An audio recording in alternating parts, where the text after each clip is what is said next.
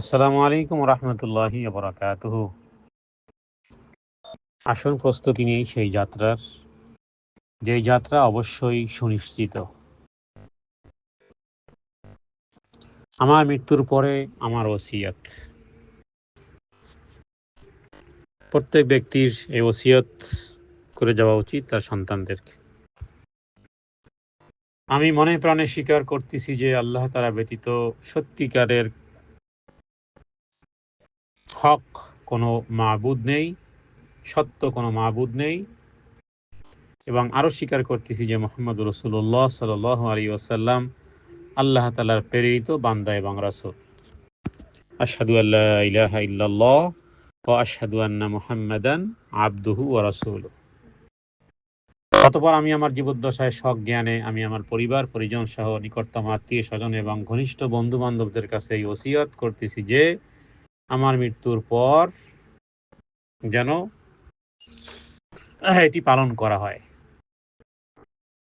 আমার শেষ কথা যেন কালিমা শাহাদাত হয় এবং যেন এরূপ হয় যে হে আল্লাহ, আমাকে ক্ষমা করে দাও, আমার উপর রহম করো, আমাকে উত্তম বন্ধুর সাথে মিলিয়ে দাও। সহিহ বুখারী হাদিস নম্বর 1705। মৃত্যুর সময় যেন আল্লাহ তাআলার কাছে ক্ষমার আশা এবং তার উপর উত্তম ভালো ধারণা নিয়ে যেন আমার মরণ হয়। সহিহ মুসলিমে হাদিস রয়েছে 455। আমার 20টি নসিহত আমার মৃত্যুর পরে। আমার মৃত্যুর পর সর্বপ্রথম আমার ঋণ থাকলে পরিশোধ করবে, কারণ ঋণ থাকিলে মুমিনের রুহু আসমানে লটকে থাকে যতক্ষণ পর্যন্ত সেই ঋণ আদায় না করা হয়। হাদিস ইমাম তিরমিজি উল্লেখ করেছেন, হাদিস নম্বর 860। আমার ওসিয়ত 2, আমার মৃত্যুর পর যেন কোনরূপ বিলাপ বা চিৎকার করে কান্নাকাটি করা বা মাতম না করা হয়। হাদিস সহিহ বুখারীর 1212।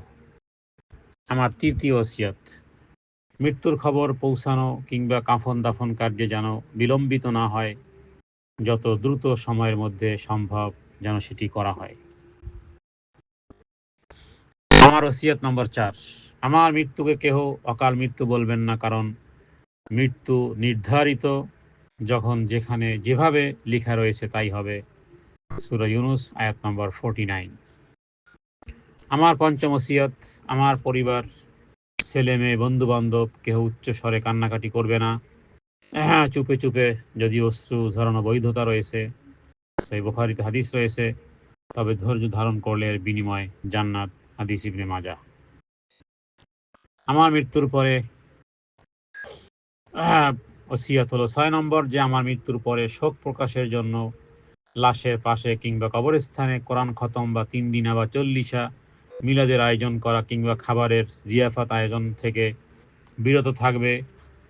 কারণ জারির ইবনে আব্দুল্লাহ রাদিয়াল্লাহু তাআলা আনহু তথা সাহাবীগণ এগুলোকে বিলাপ বা মাতমের অন্তর্ভুক্ত করেছেন। ইবনে মাজাহ হাদিস নম্বর 1308। এটি বেদাহ। আমার সপ্তম ওসিয়ত, মৃত্যুর উপর 3 দিনের বেশি শোক নেই, শুধু স্বামীর মৃত্যুতে স্ত্রী 4 মাস 10 দিন ইদ্যত পালন করবে। হাদিস বুখারী এবং মুসলিমের।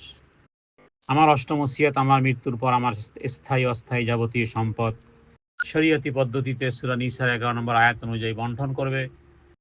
প্রথমে আমার ঋণ পরিশোধ করবে, তারপরে আমার বৈধ ওসিয়তগুলো পূর্ণ করবে, তারপর সম্পত্তি বন্টন করে নিবে। খবরদার কন্যা বা মেয়ে সন্তানদের হক যেন নষ্ট না করা হয়। সূরা নিসা আয়াত নম্বর 11। আমার ওসিয়ত 9 নম্বর, আমার লাশ মাহরাম ছাড়া অন্য কাউকে দেখবে না, দেখাবে না। আমার ওসিয়ত 10, বিজ্ঞ আলেমদের তত্ত্বাবধানে সঠিক সুন্নাহ পদ্ধতিতে জানাজার পূর্বে গোসল এবং লাশ দাফন সম্পন্ন করবে। কোনো প্রকার বেদাতি পদ্ধতি যেন অবলম্বন করা না হয়। আমার মৃত্যুর পরে আমার ওসিয়ত নম্বর 11, লাশের উপরে সজ্জিত কোনো চাদর আরবি রাখা বা জানাজার সাথে আগুন, যেমন আগরবাতি বা উচ্চস্বরে কালিমা তাইয়্যিবা পাঠ, জোরে জোরে পাঠ করা ইত্যাদি যেন না হয়, বরং মনে মনে দোয়া করবে। আমার ওসিয়ত 12 নম্বর, আমাকে কবরস্থ করার পর কিছুক্ষণ সেখানে দাঁড়িয়ে থাকবেন এবং হাত উত্তোলন বা সম্মিলিত মোনাজাত না করে, বরং হাদিসে বর্ণিত পদ্ধতিতে প্রত্যেক ব্যক্তি মনে মনে এই দোয়া পাঠ করবে। এবং সবাই এটাই বলবে আল্লাহুম্মা গফির লাহু, আল্লাহুম্মা সাব্বিতহু, হে আল্লাহ আপনি তাকে ক্ষমা করেন, আপনি তাকে দৃঢ় কদম রাখেন, এভাবে করে দোয়া করবে। আমার মৃত্যুর পর ওসিয়াত নম্বর 13, আমার কবরে রাখার সময় পায়ের দিক দিয়ে আগে নামাবে, এটাই সুন্নাত, হাদিস আবু দাউদ।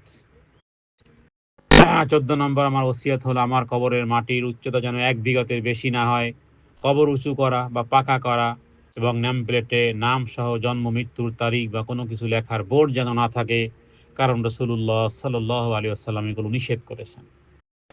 আমার ওসিয়াত নম্বর 15, কবরের নিদর্শন রাখার জন্য বা নিরাপত্তার জন্য অস্থায়ী বেড়া বা মাথার কাছে বা পায়ের কাছে নিদর্শন স্বরূপ পাথর ইত্যাদি চিহ্ন রাখলে এতটুকুই যথেষ্ট। হাদিস ইবনে মাজাহ, হাদিস নাম্বার 1267। আমার 16 নম্বর ওসিয়ত হলো আমার মৃত্যুর পর আমার সাদকায়ে জারিয়ামূলক, জনকল্যাণমূলক যেই কাজগুলো আল্লাহ সন্তুষ্টির জন্য করা হয়েছে সেগুলো চালু রাখার ব্যবস্থা করা বা আমার হয়ে দান সাদাকা করা। আমার ওসিয়ত নম্বর 17, আমার পরিবারের খোঁজখবর রাখবেন, বন্ধু বান্ধবগণ, আর আমার ইসালে সওয়াব হিসেবে সকলের জন্য সুপেয় পানির ব্যবস্থা করবেন যদি সম্ভবপর হয়। আমার ওসিয়ত নম্বর 18, মৃত্যুর দৃষ্টান্ত ডুবন্ত ব্যক্তি ফরিয়াদকারী ন্যায় সর্বদা দোয়ার অপেক্ষায় থাকে। পৃথিবীবাসীর দোয়া মৃত্যু ব্যক্তির জন্য পাহাড় সম সওয়াব এবং সর্বোত্তম হাদিয়া বা তোহফা হয়, অতএব আমার জন্য ক্ষমা প্রার্থনায় দোয়া করবেন। আমার ওসিয়ত নম্বর 19, আমার মৃত্যু থেকে এই শিক্ষা নিয়ে ফিরে যাবেন, আপনার সময়ও যেই কোনো সময় নিকটেই, সুতরাং মৃত্যুটাই এক একান্ত নিজের, আর বাকিটা সবাই ভাগ বন্টন করে নেয়। শরীয়ত সম্মত কারণ ছাড়া এক দেশ থেকে অন্য দেশে লাশ দাফন করা জায়েজ নেই, অতএব আমার মৃত্যু যেখানে হবে সেই দেশেই আমাকে দাফন কাফন করতে হবে, করবেন। আমার ওসিয়ত হলো মৃত্যু যে দেশে আমার, দাফন হবে সেই দেশে ইনশাআল্লাহ।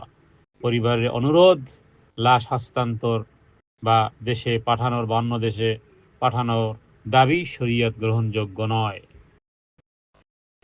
সেই সাথে সাথে এটা একটা বিষয়, যিনি আমার কবর খনন করবেন বা কবরস্থ করার আগ মুহূর্ত পর্যন্ত যেখানে যে খরচাপাতিগুলো লাগবে, যিনি কবর খনন করবেন তাকে শুধু খাইয়ে দেয়া নয়, বরং তাকে পরিপূর্ণ পারিশ্রমিক প্রদান করবেন। সর্বশেষ আসুন সবাই আমরা ঈমান সংশোধন করি, ঈমানের 6টি রোকন বুঝে তাওহীদের দাবি পূরণ করি এবং নেক আমলে যত্নবান হই। আল্লাহর হকের ব্যাপারে সর্বদা তাওবা করি, বান্দার হকের ক্ষেত্রে পরিশোধ বা মাপ চেয়ে নেই, উত্তম মৃত্যুর প্রার্থনা করি সবাই। আল্লাহুম্মা আমিন। হে আল্লাহ আপনি আমাদেরকে, আমাদের শেষ কথা যেন হয় লা ইলাহা ইল্লাল্লাহ, এবং এর বিনিময়ে যেন আল্লাহ আমাদের জন্য জান্নাতের মেহমান হিসেবে যেন কবুল করেন। হাদা মিন্নি ওয়াল ইলমু ইনদাল্লাহ, আল্লাহু আ'লাম বিস-সাওয়াব। সাল্লাল্লাহু আলা সাইয়্যিদিনা মুহাম্মাদিন নবিয়্যিল উম্মি ওয়া আলিহি ওয়া সাল্লিম। আসসালামু আলাইকুম ওয়া রাহমাতুল্লাহি ওয়া বারাকাতুহু।